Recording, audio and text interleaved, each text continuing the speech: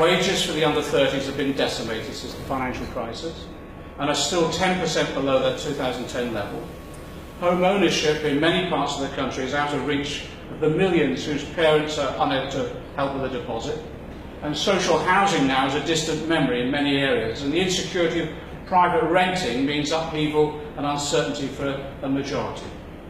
How did this come about? How can it be, with all the productive and creative advances of the last few decades, that in some of the most important aspects of life, my grandchildren have a less secure life to look forward to than mine? John Maynard Keynes famously predicted in the 1930s that these expanding capacities would lead to a 15-hour working week, and the rest of the time filled with leisure activities rather than worrying about how to find more money. For today's young people, more than any other generation since, his dream could not seem further from coming true.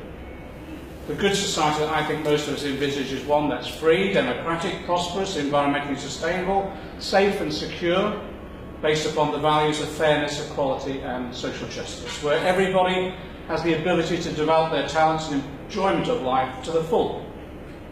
Austerity provides us with none of this. None of this suffering is necessary. Austerity, as I argued in September and have continued to argue since, is a straight political choice. There's no economic necessity behind it. There's a broad consensus from the IMF and across the economic profession against it now. It's time to change the rules of the game. Neoliberalism, the current rule book, has outlived its time. The old rules are failing the majority, and they will not cope with the changes that are ahead of us. My real concern is for the long-term well-being of our economy. If we're to thrive as an economy, we have to base our future on the rapidly developing new technologies. Labour and government will bring business, unions, scientists, universities together in a new innovation policy strategy with a mission-led goal to boost research and development spending and maximise the social and economic benefits from that expenditure.